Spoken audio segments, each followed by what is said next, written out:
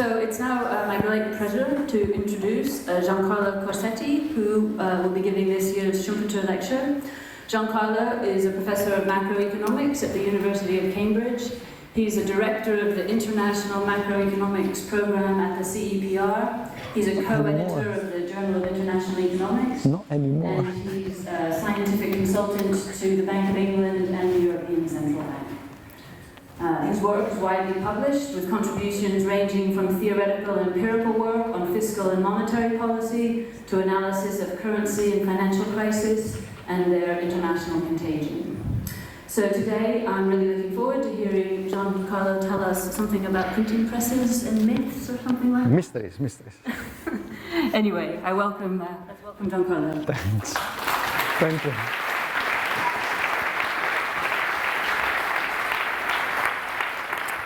Okay, this is working.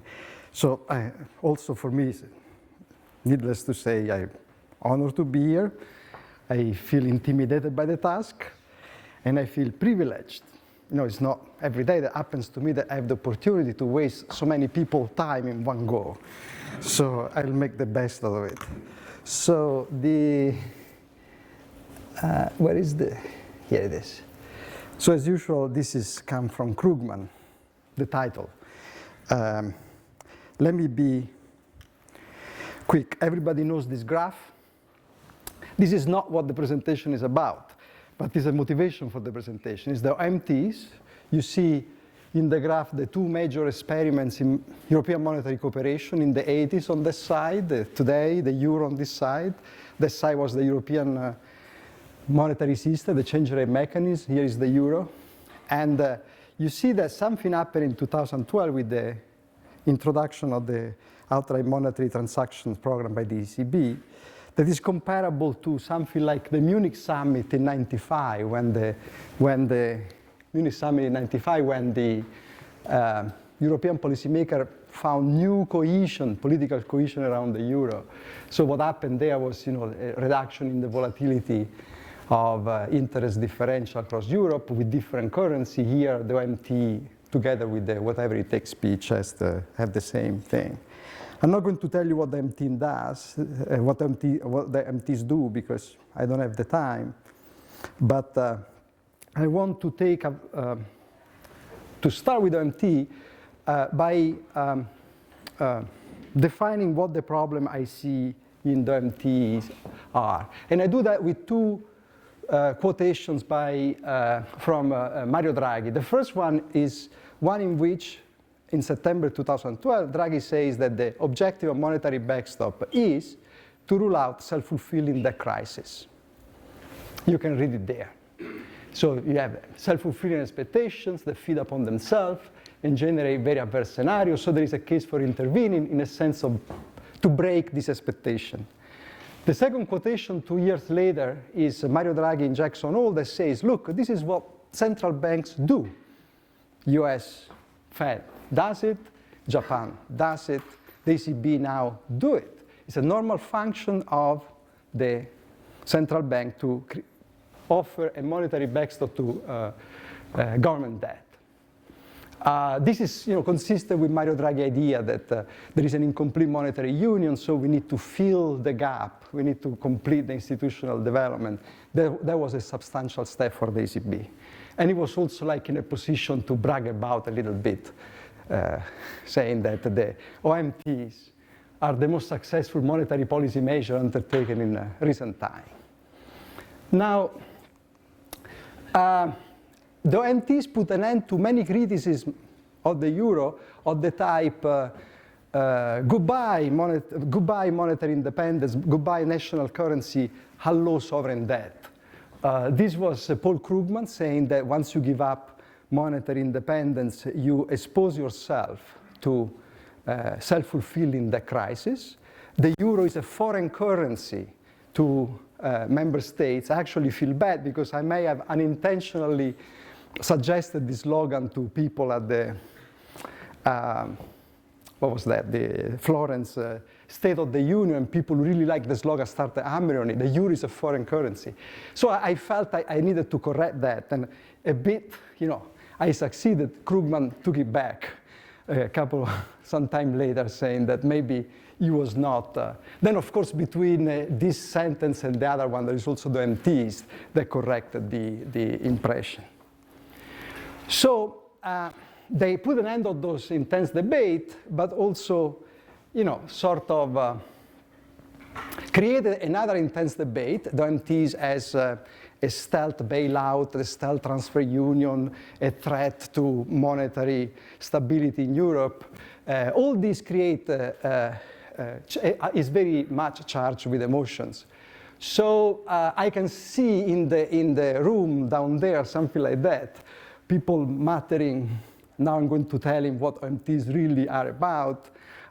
Here is another Italian, longing for the heyday of inflation. I see also people making the hola somewhere else. But I would like to stay away from these emotions completely and be extremely dry and focus on two basically economic questions. First, what is the mechanism by which a central bank can deliver a monetary backstop to government debt, ruling out self-fulfilling expectation of sovereign debt crisis? And the second question is whether that thing compromise in any way central bank independence and ability to deliver on its objective. And I'm going to do this intentionally in a closed economy setting, so we take out monetary union from the table, at least until the conclusions. Okay, so the outline is, I want to start with a review of recent literature on the subject, Calvo 88. A little bit of a discussion of what are the instruments, conventional inflation policy, unconventional balance sheet policy. I want to stress the key building block for a theory, which is the motivation for the title of the lecture, The Mystery of the Printing Press. Here we take a dinner break. When we come back tomorrow morning, we'll have analytical insight from a stylized model, where I'll try to tell you a little bit articulate the mechanism that I sketch in section 2, and we have at the end a discussion and conclusion. Okay, the dinner break was not really a joke, but I'll try to be quick and finish in time. So early literature, this person here is Guillermo Calvo. And I put the picture there because if you look around for a theory of monetary backstop, well, the answer is there is not much out there. And the little that is there is actually extremely pessimistic. Calvo has this paper in the AR in 1988 that many people know. And the message of the paper is, you get self-fulfilling crises in sovereign debt, however, they're very pervasive, you cannot get rid of it, and monetary policy is not part of the solution, it's actually part of the problem.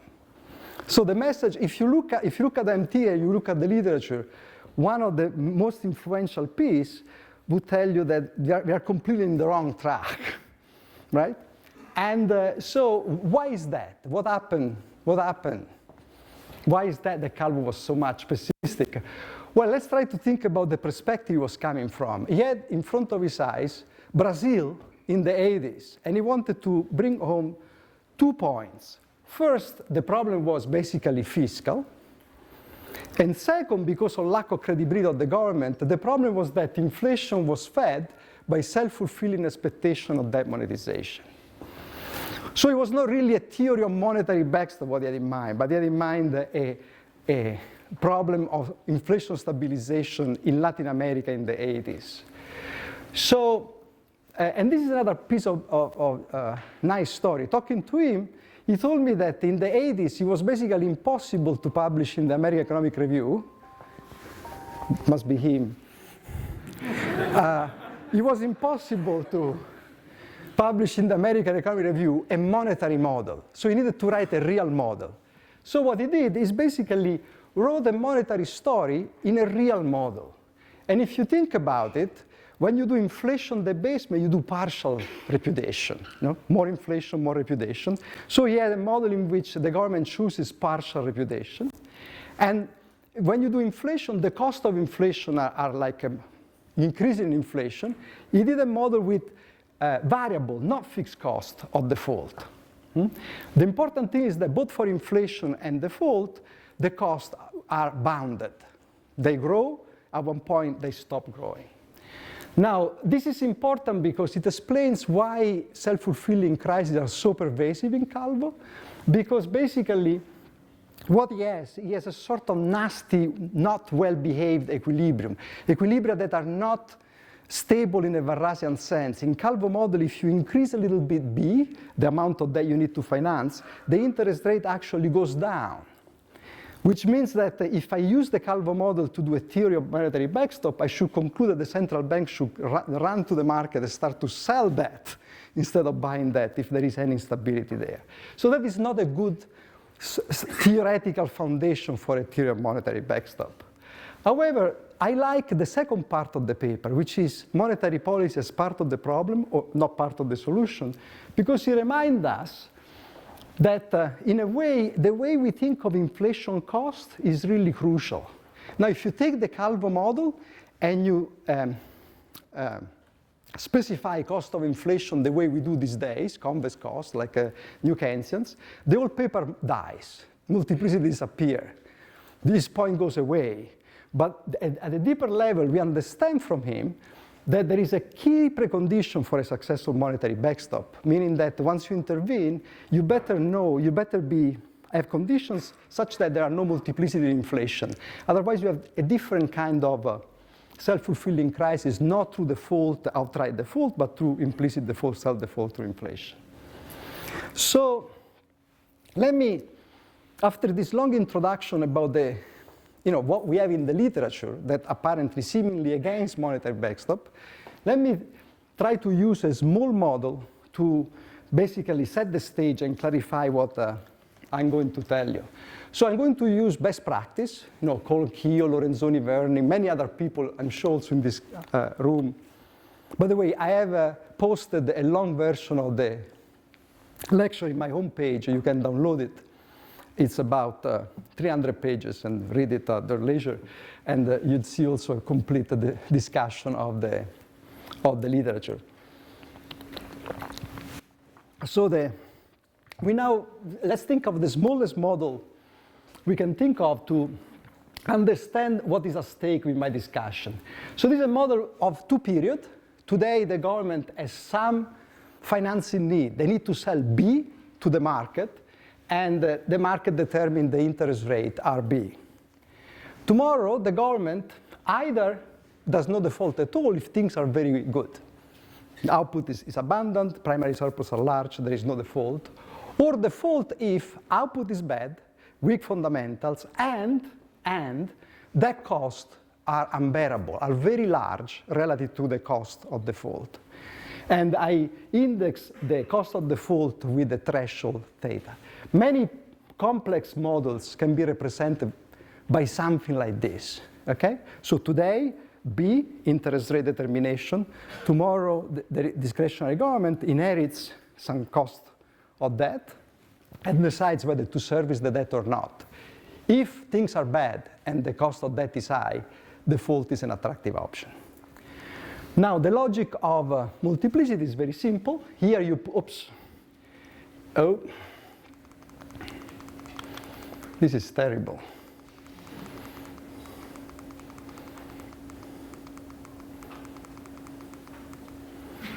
Here you have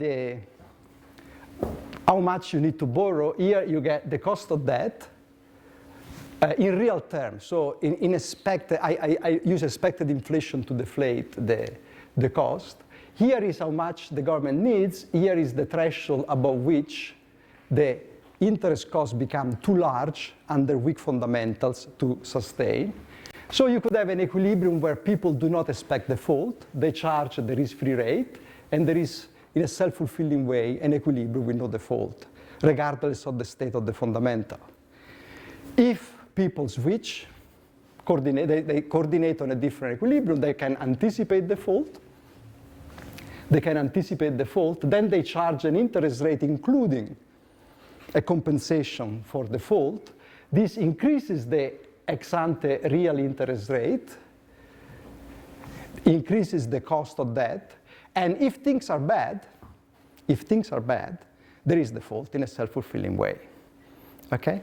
If the fundamentals turn out to be strong, there is no default.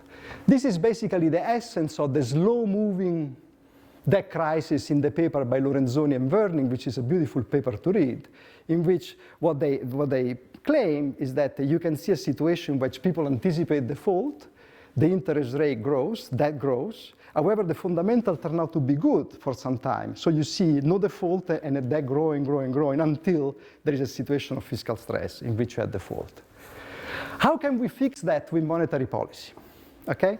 The usual way people think about is inflation. So something like that. We want to bring down that line by a bout of inflation. The central bank sort of make a promise that if you try to charge high interest rate, I will inflate away that when fundamentals are bad in such a way that in real terms, the cost of servicing the debt will be below the threshold, below the default threshold. Okay, so is this promise, is this sort of contingent plan to inflate away the debt if things are bad. Now, you see, like, if you are in Cambridge and you go to dinner, chances are that every other dinner in which you say you are an economist, the chaplain, the bursar, the janitor, the fellow scientist will tell you how lucky we are in the UK. You know, we have our own currency, we can inflate away that whenever we want. And you know, the way I end the conversation in the dinner is what I'm going to say in the next 5 minutes. Say, wait a second. You know, this is a large inflation, a large bout of inflation there. So first, it may not be feasible to inflate away the debt. Why? Because you see, when people expect this bout of inflation, they start to charge a high interest rate. So this line is actually moving the wrong way. With short-term debt, depending on the stochastic structure of the debt, you cannot do that. And second, I want to see you sitting in Threadneedle Street and decides to bring inflation to 500%. You know, there are many reasons why you are not going to do that. So there is an issue of credibility, which basically, you know, even if monetary policy is not part of the problem, like in Calvo, it's hardly part of the solution. Because that threat, the promise of inflation cannot be credible, either because it's not feasible, or because it will not be welfare enhancing from the perspective of the central bank. So there are lots of paper on these issues, doing you know, variations, Amador et al. But there is also papers that try to think about the role of nominal rigidities, the ability of monetary policy endogenously to make the conditions in the economy better. But again, the solution is always the same. It's hardly credible. It cannot be the way it works. How about what the subject of this lecture is? Unconventional monetary policy, balance sheet policy. Well, you know, graphical is the same thing. You need to bring down that line. You want to rule out under rational expectation this interest rate as an equilibrium outcome. And the way you bring down the line is basically by buying debt at a rate that reduces the cost of debt. Okay? So the essence of monetary backstop is, this is banal, you intervene, you purchase debt, and you reduce the cost of debt. Now, this raises lots of interesting questions. How does it work? How can the central bank reduce the cost of issuing public liabilities? Second, does it mean that you basically push the inflation problem away? Does do debt purchases today foreshadow inflation tomorrow? Or in any case, will prevent the central bank from doing its own job well? And last, under what conditions is a backstop credible? And I'm skipping one question that you find in the lecture also, what happened to the incentive to the government? We'll come back to this later. So the key building block, let me repeat what the question is. How can a central bank lower the cost of debt? If you think from an aggregate perspective in a closed economy, you know, it's all about tax paying, the taxes that you can raise from the same community, including seigniorage. So does it mean that intervening there is a change in primary surpluses? This is an important question because otherwise, you know, you have basically two parts of the public sector that come and borrow money some way or another So we don't want to think of the monetary backstop the same way as somebody holding itself up in a hammock. For the Italians, you can recognize Andreotti depicted in the leftist comics in the 80s. So is it something like, holding yourself up by the force of faith?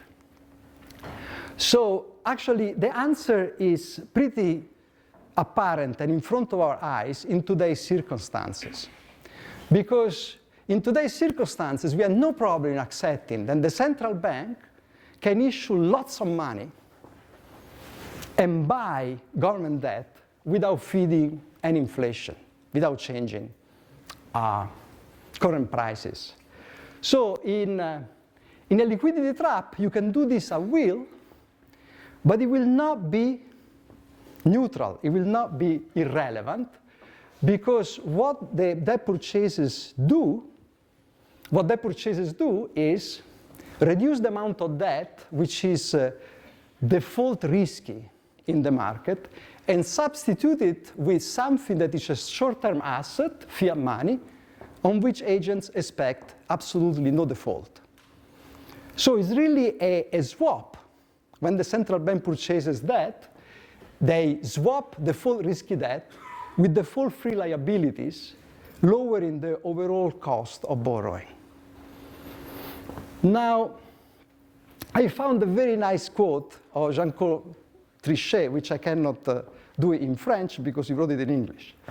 But I will not fake also French accent. But what I could say is that he is thinking loud in this Per Jacobson lecture about how come central banks bought so much treasury bonds if there was no much evidence that these purchases would do anything. And his answer was, such purchases might have played the role of an insurance policy against any start of materialization of the ultimate tail risk, the challenge to sovereign risk signatories, not only in the weakest European ones, which has been the main characteristic of the third episode of the advanced economies crisis. Then he goes on and says, is it illegitimate to wonder what could have happened in the past 3 years if a number of central banks had not purchased any treasuries? Okay, so clearly when he had this opportunity to write the Jacobson lecture, he was having in mind something like this. Oh, this is like just an example. It's the UK holding of gilts over time, where you can see that at one point the Bank of England is holding almost 1/4 of gilts issued. Of course, if you expand your balance sheet a lot today in a liquidity trap, you need to think down the line policies that will allow you to contract it without creating inflation or other macroeconomic instability. But today there is no feedback on inflation. Now, if you live in England, you are actually reminded of this property of the fiat money anytime you use a banknote. Because you see, anytime you use a banknote, it says, I promise to pay the bearer on demand the sum of £20, which would make an excellent Monty Python skit with John Cleese going to the Bank of England and asking for £20 and giving £20 and receiving back, well, £20. The Bank of England is actually very explicit about it. If you browse in the website of the Bank of England, you find this sentence. What does it mean, promise to pay £20? It means the value of £20 has not been linked to gold for many years, so meaning the promise to pay has changed. Exchange rate into gold is no longer possible, and the Bank of England notes can only be exchanged for other Bank of England notes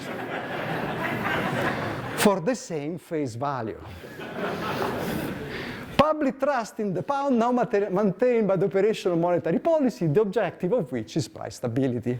Now, I stole this from Marco Bassetto, which I thank him immensely, because he has a great translation in American English that, as you know, is much more direct. In God we trust. So, I guess I got my point, right? So, I brought my point home. So what about outside the liquidity trap? Can the old miracle happen again? Well, you know, we are in a new style central banking, large balance sheet, and especially the option to pay interest rates on reserves. This is essential if you think about it. Because of the option to pay interest rate on reserves, it is possible to envision non-inflationary debt purchases also when the risk-free nominal rate is strictly above zero.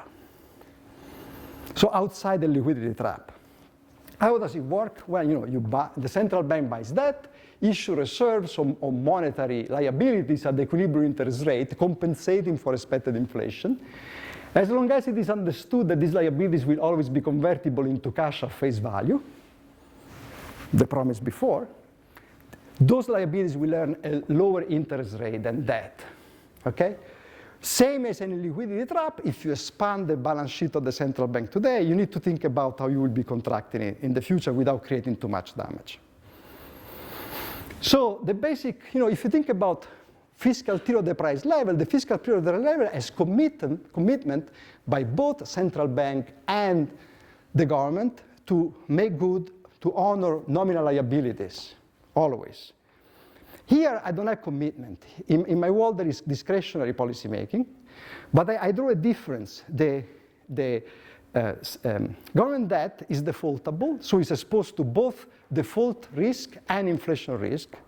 Monetary liability reserves are not defaultable, so they are only exposed to inflation risk. So I'm sure, so people will say, well, why don't then central bank issue that all the time? You know, I would like to be bringing you historical, theoretical arguments. I can only have some tentative answer. It may not be optimal not to default ever. We know from Adams and Grill that, you know, optimal fiscal policy may have default, contingent default under certain circumstances. So if you just have an enormous amount of money, liabilities there may not be optimal. And on the other hand, there are circumstances in which it makes sense for the central bank not to default. And I argue one of these circumstances is basically the monetary backstop. So this is why I like, as in Krugman, to have as a title of this lecture, the mystery of the printing press. It's still a mystery to me. There is so much work to be done on the area. But on the other hand, for my purpose, for the purpose of this lecture, I have the answer I want, which is a key precondition to do monetary backstop is that the mystery is there. That people believing in the mystery of the printing press, by people believing in the mystery of the printing press, monetary authorities can credibly issue liabilities which are default risk-free. At this point, I should quote George Clooney, no mystery, no backstop, no martini, no party. If that is not true, you cannot do it. It was George Clooney, right? I don't know. So at this point, it's unavoidable to use a model. Yeah. So again, very, very small model. Only 85 pages of algebra, not more. Here, there are two issues that are very important. One, the way you think of policymaker preferences, and the other one, the way you think of budget constraint. Okay? Here, I'll work using the same preferences. So policymakers share the same preferences and act under discretion independently. And but this is an important thing, so later we can deviate from it a little bit. And the second thing, I will focus on two cases, one in which there is what Chris Sims and Marco Del Negro, for example, call fiscal backing, the other one in which there is no fiscal backing. What is fiscal backing? Basically is contingent transfer from the Treasury to the central bank if the central bank suffers enormous losses. So we'll talk about this in a second, but in one case, with fiscal backing, losses on the central bank balance sheet will be not consequential for what the central bank does. In the other case, they will. So I will be playing around with this scheme, starting from a benchmark in which the two policymakers share the same objective function, and there is fiscal backing, effectively a consolidated budget constraint. The model works like this. Fiscal authority, in period 1, as before, they need to sell B. They need to finance B at interest rate market determined RB. And in period 2, they choose taxation, default, if any, between 0 and 1, and may transfer resources to the central bank. Monetary authorities may buy a fraction of debt in the market, or may not, issuing reserves that pay the risk-free rate because of the mystery of the printing press, and choose inflation in period 2. Okay, so that's the model. A little bit more complex than the one before because there is a decision, optimal decision by the policymakers. Now, as usual, we think of policy instruments as distortionary. There will be distortion from raising taxation in the form of output, and distortion from raising inflation in the form of output. I assume that both are convex and unbounded. Default, remember the story with Calvo, I assume that there is a fixed cost component and a variable cost component. It's not really important, the variable cost. But it's important for me to start with well-behaved equilibria. I don't want the perversity, the pathological cases of Calvo. So you can write a simple theorem showing that what is important to eliminate pathological, not well-behaved equilibrium in this kind of models is that there is a state of the world in which with large enough probability the interest rate is always paid out. The government always with sufficient probability honor the liabilities. So the way to do it is to assume 3 states of the world: high, average, low output, HAL. Stanley Kubrick aficionado will remember what it means. And the probability of the H state must be large enough so that there is a good chance that people will be paid out, pay their interest bill. So let me start by redoing Calvo, taking away all the problems of the Calvo model. So you could think of this, the next couple of slides, as an exercise in Calvo redux, Calvo model redux. In one case, the real part of Calvo. In the other case, the monetary part of Calvo. Okay, so here I put on the x-axis B, on the y-axis the cost of debt, and this is what you get. So a situation where the cost of debt is increasing in B, of course, but there are like, at one point there are jumps in the equilibrium interest rate. So there will be a jump in the equilibrium interest rate here and a jump in the equilibrium interest rate here. Most important, in some area, there will be actually 2 interest rates, so 2 lines, which are in equilibrium, which are basically feasible equilibrium, possible equilibria. Will be multiplicity of equilibria up here and multiplicity of equilibria down here.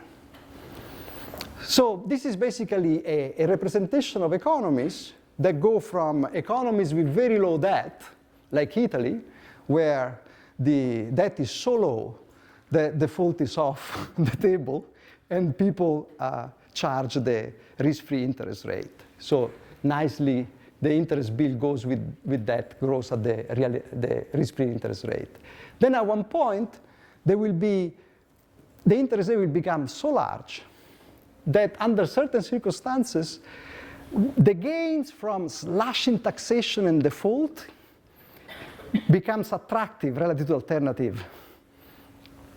Becomes basically large relative to the cost of default. Okay? Now, in this area, you get 2 equilibria because of the logic of self-fulfilling crisis with discretionary policy making. At one point, this equilibrium will disappear because B is too large. So even if, violating rational expectation, people would charge the risk-free rate, the interest bill will be too large for the government to miss the opportunity to default and slash taxation. So this equilibrium stops here. Then you go up. Here you have a partial default. If you have complete default, at one point, the logic of self-fulfilling equilibrium will bring in a new equilibrium, where default is not only in one state of the world, but default will become an equilibrium feature of two states of the world. Okay? So this is basically Calvo today, the way Calvo could have written the model today. And here's the Calvo conclusion upside down. Remember, Calvo was, inflation is part of the problem. Not even part of the solution, it's part of the problem. Well, convex cost of inflation is actually the other way around. Inflation is not part of the problem because inflation rates are uniquely determined in this model, but it's not part of the solution because adding inflation to the picture does basically nothing except moving around a little bit those lines. And this is no surprise because inflation basically is an additional instrument in the hand of policymakers, so there will be people moving around, adjusting at the margin inflation in a way to distribute the distortionary implication of policy instruments across instruments. Okay, so this is basically the essence of Calvo, redone in a normal way. And here is our main feature presentation, which is how in this economy debt purchases may actually help eliminating the bad equilibrium. Now, as I told you before, let me focus first on the issue of fiscal backing. So fiscal backing means that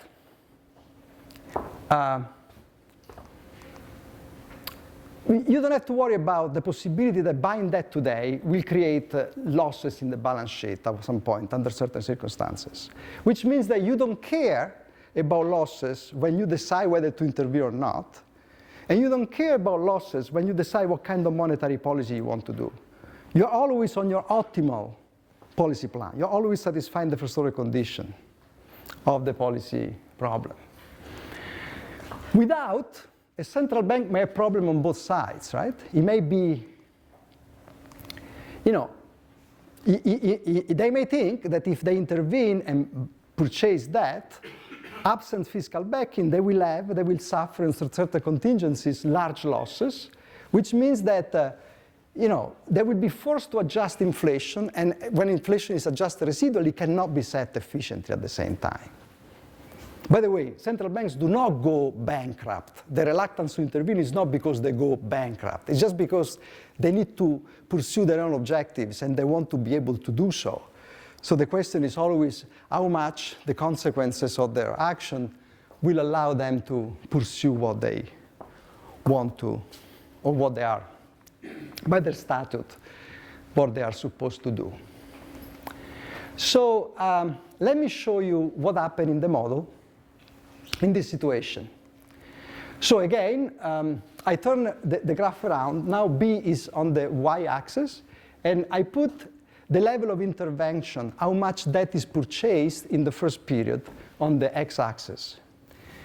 So you have combination of initial government financing need and level of interventions for which you may have different equilibria. And here is the picture. You have a white area where there is a unique equilibrium with no default for possible combination of B and omega. You have a light blue area in which there is a unique equilibrium with default in L. And then there is an area where you can have multiple equilibria combining these two, with either no default or default in L only in one state of the world. Then you go up, you get a unique equilibrium there in this corner with default in two states of the world, and you have multiple equilibrium in the red area in between, where you can have either default in the weak fundamental, or default with weak fundamental and average fundamental. So if you look at this picture, you can map what I showed you before along the y-axis. If you move up along B, you see the sequence of equilibria we saw before. Unique equilibrium for low B, multiplicity, unique equilibrium with default in L, multiplicity, unique equilibrium with default in L and A. If you move horizontally, then you can see how interventions may affect the equilibrium. So, for example, if we start in a situation of multiple equilibria here, intervention of around 50% would eliminate multiplicity and enforce a unique equilibrium with no default. If you start up here, moving away, again, 50% or so of debt purchases, you will be in a unique equilibrium situation. You may also notice that if you move around enough, if you move all the way up here, you actually eliminate default altogether. But this is no surprise by the logic of what I told you. We are assuming that there is a mystery of the printing press, that those liabilities are not defaultable. So what is the message here? First message, on an intermediate scale, a backstop rule out self-fulfilling default without necessarily ruling out fundamental default. Harald Uhlig loves this. Rock and Uhlig say that this is actually what we should always. The backstop is this, way to discipline. I make you face the consequence of your fundamental problem and take off the non-fundamental part of the default. So you can actually do this without even intervening. You could do this as an off-equilibrium threat. And remember, the credibility here is not a big issue because in a way it happens today. You're not promising to inflate tomorrow. You can intervene today, immediately. On a very large scale, you can actually rule out the fall altogether, but in that case, you cannot rely on an off-equilibrium threat. Why? Because you are working with a level of debt so large that will be default even if people would charge the risk-free interest rate. So I consider the second part as a limit case rather than a realistic way. So for me, what monetary backstop do, they take off the table the self-fulfilling bad equilibria without, however, altering the responsibility of governments to address their fundamental weaknesses.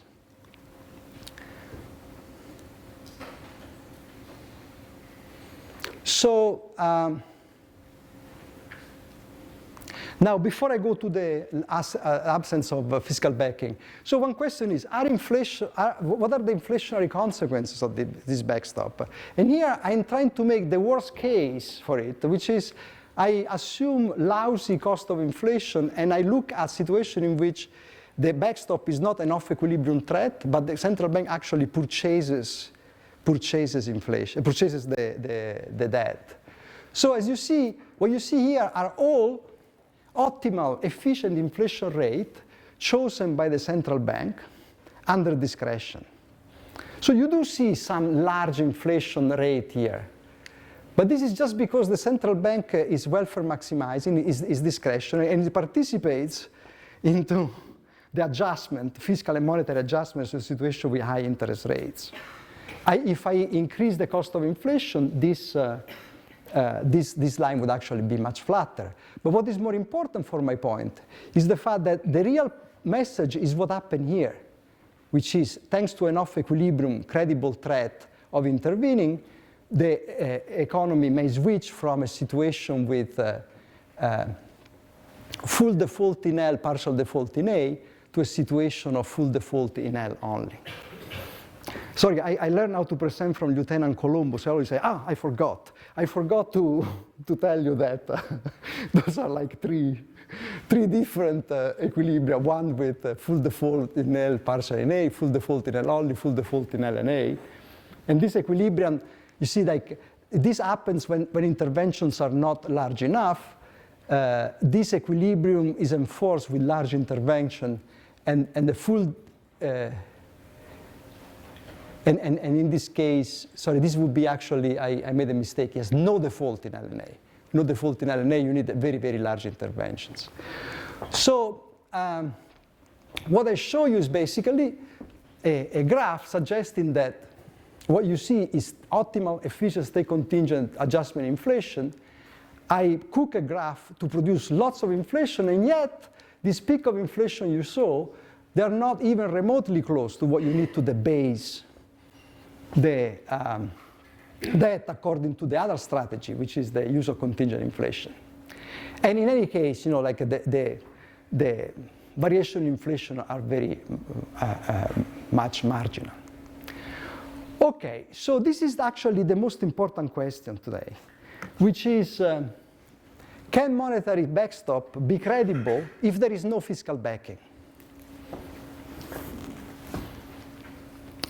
So when I start thinking, if you think about it, especially if you are from Switzerland these days, balance sheet policies have become, even from the point of view of a central bank, the amount of people managing balance sheet has increased by unprecedented levels at this point. So balance sheet losses are a problem.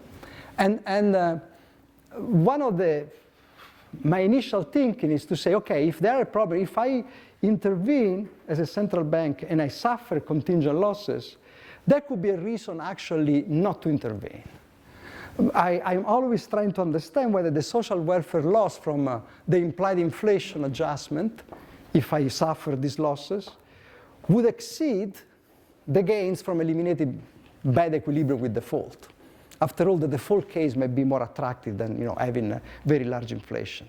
So when I start thinking about this problem, I was playing around with a sort of a balancing act. I was thinking maybe we should think of interventions that are large enough to eliminate the self-fulfilling default, but not large to kill the welfare incentive to intervene. So the model knew better than me. Something was missing from my reasoning, and that's what it is.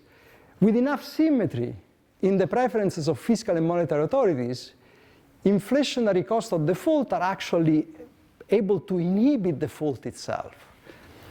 The government sees the monetary instability coming from default, and that is a reason not to default.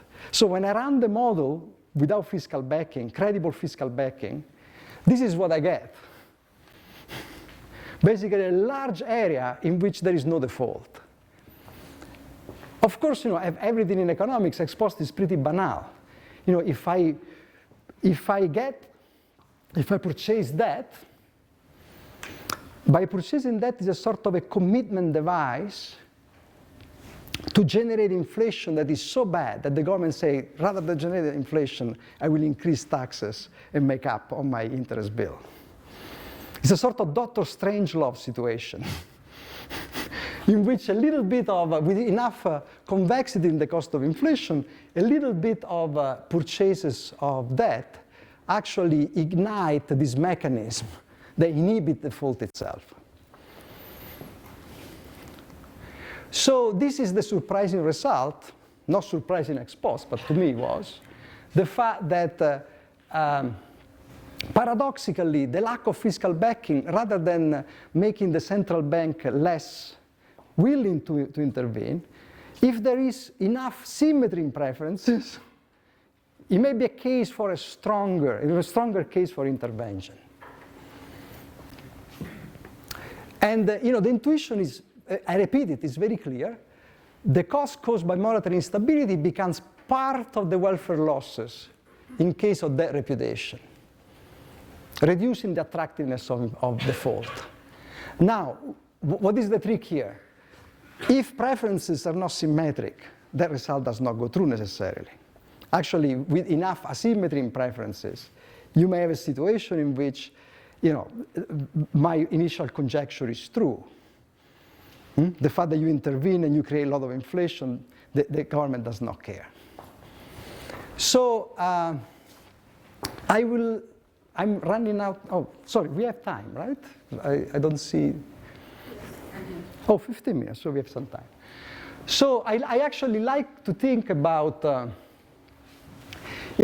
as a cheap shot, the case of asymmetric preferences is a way to get closer to the Eurozone situation.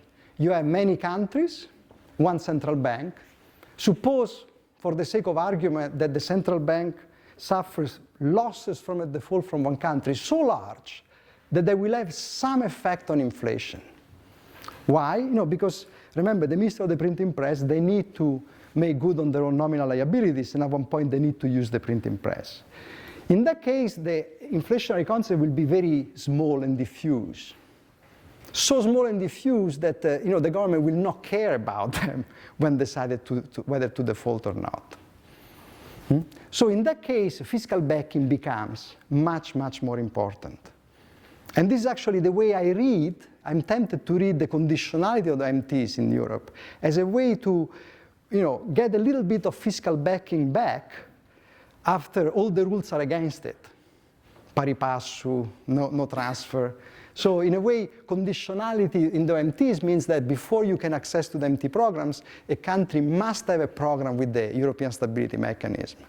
And that is in a way a guarantee that there will be a control on the fundamental, on the action affecting the fundamental of the country, and avoiding this situation of too much default, even driven by fundamental. I stress again what I told you before, monetary backstop, we should not think of it as a way to eliminate default altogether.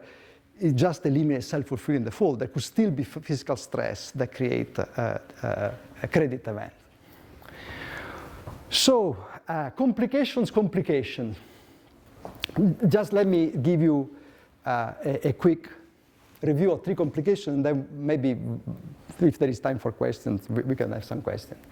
So the first one is multiplicity in inflation rates. Suppose I eliminate multiplicity in outright default, it may still be the case that with multiplicity in inflation, I have Calvo-style crisis. So people expect some high inflation, they charge high interest rate, and this creates an incentive for the central bank to give in. This happens when inflation costs are bounded, are low. The reason why I'm mentioning this is because if you read the press, there are many people that are sort of schizophrenic about this. So there are many people who say, well, we should do lots of debt purchases because after all, who cares about the cost of inflation? No? They're very low, they're very bounded. But you see, there is a contradiction in this position, because if you really believe that the cost of inflation are that low, then you should be worried about multiplicity in a different way. You should be worried about multiplicity of the kind of Calvo. So multiplicity of inflation is not a good reason, is not a good argument in favor of a monetary backstop. A second argument that is very common is that central banks can do things outside the market because they're very powerful. They can go to banks and say, okay, you hold government debt, or they go to banks and say, look, your overnight reserves become 20 years bonds. You can hold, they can force banks to hold reserves for a long time. Well, it's a problem here, right? Because this kind of reasoning kills the mystery of the printing press. It makes the monetary liability of the central bank defaultable. The moment in which central banks start to tamper with their own liabilities, then the whole beauty of having this interest differential between government debt and central banks disappear. A last bit is moral hazard. Here we could spend the whole night on. I'm not going to do that. I just want to make two remarks. The first one is that if you look at the theory of monetary backstop, Maureen Sheen, some work I've done with Guimarães and Rubini, lots of papers in the IMF in the old days, it is pretty clear that a backstop per se does not create an incentive to do the wrong thing. If anything, it creates an incentive to do the right thing. Why? Because it increases the expected benefit from welfare improving costly policy initiatives. Now, I know what you're saying, in reality things are different, and I accept that in the sense that, remember, if a backstop eliminates default, self-fulfilling, but keeps fundamental default, the problem is not really the moral hazard of a backstop, but the problem is that the central bank may be drawn into something that I would call it a game of bailouts. The winter is coming. In the game of bailouts, you start to change from provider of monetary backstop to something close to monetization, to giving in. So, but that means that you need to think about right conditionality, you need to think about rules of engagement, disengagement of the central bank, and an exercise in institutional design. And I don't see per se how that can be an argument to expose a country to the damage that self-fulfilling debt crisis can do. of which we had like plenty of evidence from recent years in Europe. So I was 5 minutes early, so I can conclude, I guess, and leave time for discussion and emotions. So I just want to conclude the following way. I insisted at the beginning to say that the answer to the question I asked, whether how a monetary backstop can work, is in front of our eyes today because interest rates, policy rates are at zero. In a liquidity trap, it's easy to think of this swap. The central bank buys default risky debt, issue non-defaultable short-term asset called fiat money, and that is the miracle. Now, the fact that we can understand the mechanism very well in a liquidity trap does not mean that it only works in a liquidity trap. And I made a strong argument that we should think about conditions under which the same mechanism can actually accompany us in the future. And this is important because, we are exiting, hopefully, from the crisis with a very large amount of public liabilities. I make a last comment. I'm not Barry Eichengreen, you have noticed, Charles Goodhart, Carmen Reiner. So I wanted to give you an historical, well-read historical institutional introduction with lots of examples of central banks trying to do a monetary backstop, failed to do so, and I was not successful. Maybe, it's my limit. I could not do it. I could not find enough material. And at one point it struck me. Basically, backstop are a little bit of the kind of policies the least talk about, the better. It's about like the naughty thing in Victorian age. You do it, but you don't talk about it, the least in public. So it is sort of coming out of the OMTs, coming out of, this kind of reserve attitude on OMTs is understandable in a national context. It cannot be done at the European level.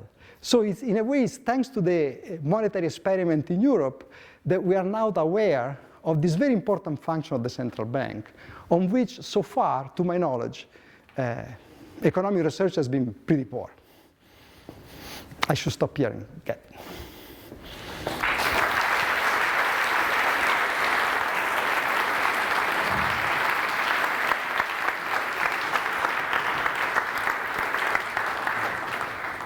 Thank you very much, Giancarlo, for an excellent presentation. We do have a few minutes for questions, if we have any burning questions. If you raise your hand, we have some roving microphones. I see a brave person who's interested in asking the first question.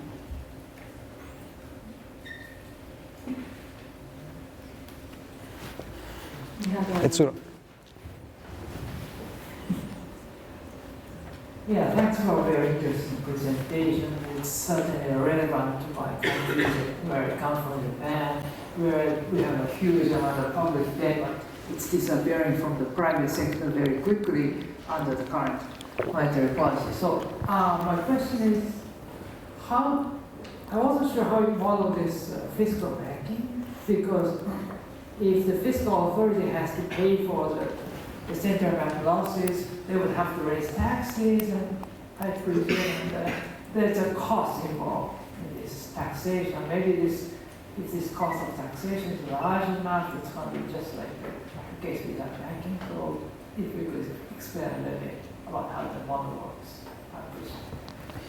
No, this is exactly what the model. So those two authorities are discretionary. They take each other action as given, interest rate as given, then they implement their optimal policy ex post.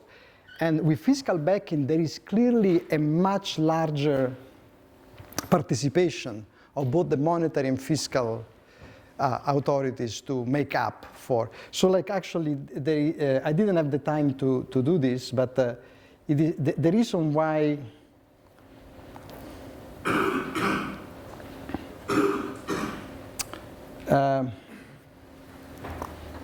the reason why you have so much inflation there in L, in the middle, this large increase in inflation corresponds to a large increase in taxation, and it comes exactly for that. the fact that the government defaults, there are losses for the central bank, so they need to raise taxation to make up for these losses, but the discretionary central bank will participate in the effort. So at the same time, you will have a higher taxation and higher, but it's part of the optimal decision. So it is part of the cost and benefit analysis. It is a way in which the fiscal backing is an extra layer of quote-unquote commitment. There is no commitment here, but there is an extra layer of responsibilities for the government.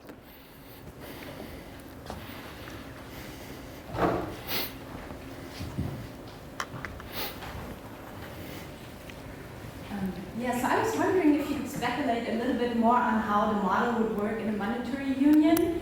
I mean, the application to the situation in Europe. I mean, clearly the preferences between the fiscal authorities and of a particular country and the ECB, are not aligned. So I was just wondering.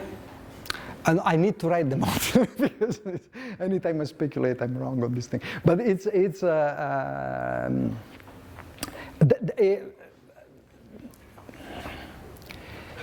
would be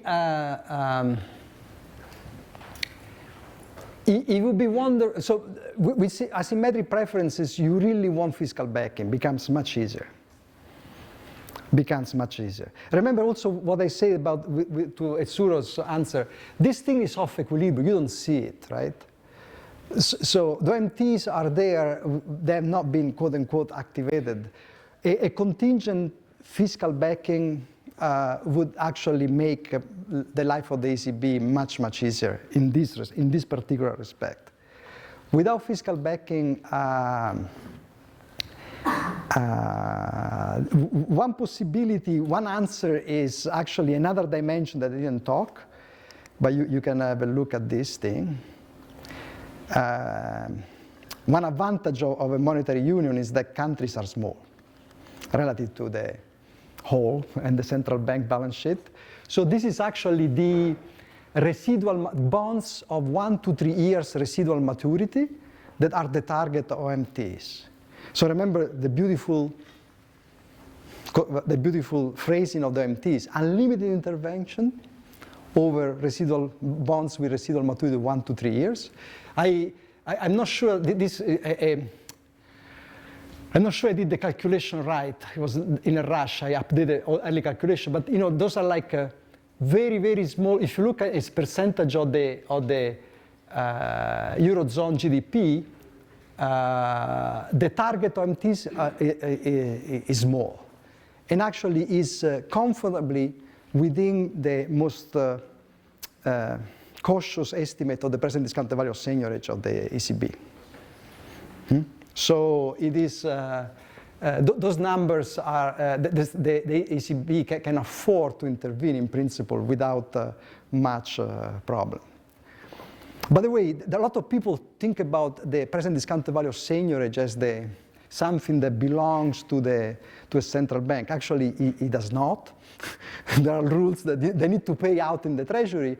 But luckily, that is the first sign of fiscal backing that you can see in a crisis situation. If you go into the website of the Fed, you find all these letters by Paulson to Bernanke saying, we suspend the obligation to pay the seigniorage. I think similar things happen, if I forgot, but it is also true in the UK.